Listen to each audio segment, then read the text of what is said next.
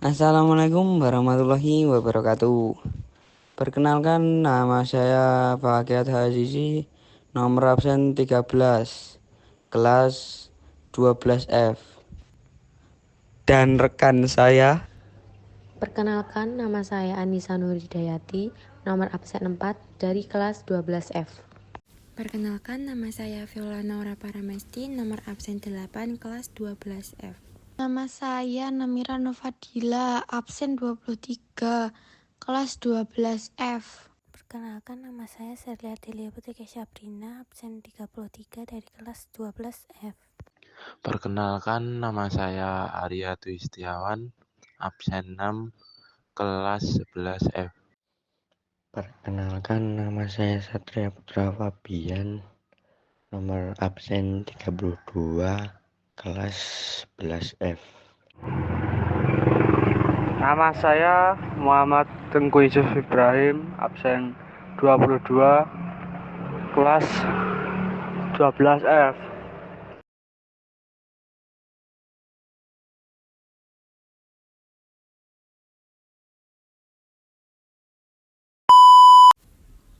Apa itu globalisasi?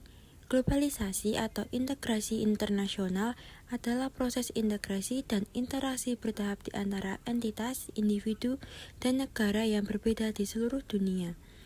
Contoh fenomena globalisasi, kita bisa dengan mudah membeli produk dari negara lain melalui online shop, menonton film dari berbagai negara, atau mengikuti tren fashion internasional. Mengapa Indonesia terdampak globalisasi? Yaitu karena posisi yang strategis. Indonesia terletak di jalur perdagangan utama dunia, kaya akan sumber daya alam, dan memiliki populasi yang besar. Posisi geografis dan strategis dan kebijakan pemerintah yang terbuka membuat Indonesia menjadi salah satu negara yang paling terdampak oleh globalisasi.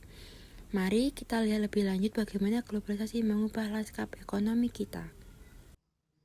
Gejala globalisasi di bidang ekonomi. 1. Masuknya produk asing. Peningkatan impor.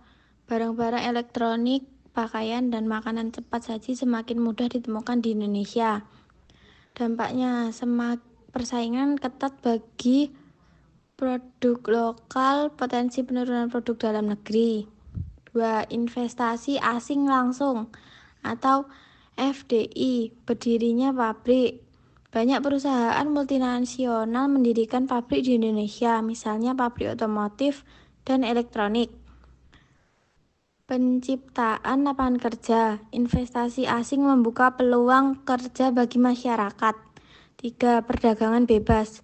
Perjanjian perdagangan. Indonesia tergabung dalam berbagai perjanjian perdagangan seperti ASEAN Free Trade Area atau AFTA. Peluang ekspor. Produk Indonesia seperti minyak sawit, kopi, dan tekstil memiliki pasar yang luas di dunia. Lalu yang keempat adalah perkembangan e-commerce. 1. Pertumbuhan bisnis online seperti Tokopedia, Shopee, dan Lazada semakin populer. 2. Kemudahan akses. Konsumen dapat membeli berbagai produk dengan mudah melalui smartphone. Dampak positif globalisasi. Yang pertama, peningkatan pendapatan per kapita, yaitu pertumbuhan ekonomi yang lebih cepat dan peningkatan standar hidup. Yang kedua, transfer teknologi, yaitu akses terhadap teknologi terbaru dan peningkatan produktivitas. Yang ketiga, pengembangan SDM, yaitu meningkatnya permintaan akan tenaga kerja terampil dan mendorong pengembangan pendidikan. Dampak negatif globalisasi. 1. Persaingan tidak sehat seperti sulitnya produk lokal bersaing, ancaman terhadap UMKM. 2. Ketergantungan pada ekonomi global seperti rentan terhadap krisis ekonomi dunia. 3. Permasalahan sosial seperti kesenjangan sosial dan kerusakan lingkungan. tantangan dan peluang ke depan.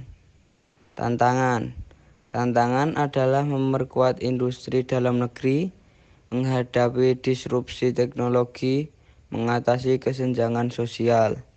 Peluang adalah mengembangkan ekonomi digital, memanfaatkan sumber daya alam secara berkelanjutan, meningkatkan kualitas SDM.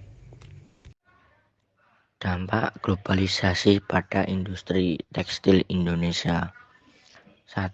Sebelum globalisasi, industri tekstil Indonesia mendominasi pasar domestik. 2. Setelah globalisasi, masuknya produk tekstil impor dengan harga lebih murah. Persaingan ketat, banyak pabrik tekstil lokal yang gulung tikar. 3. Dampak positif terbukanya peluang ekspor untuk produk tekstil tertentu. Peningkatan kualitas produk karena persaingan. 4. Dampak negatif. Penurunan jumlah pekerja di sektor tekstil. Penurunan nilai tambah produk. Kebijakan pemerintah untuk UMKM di era globalisasi.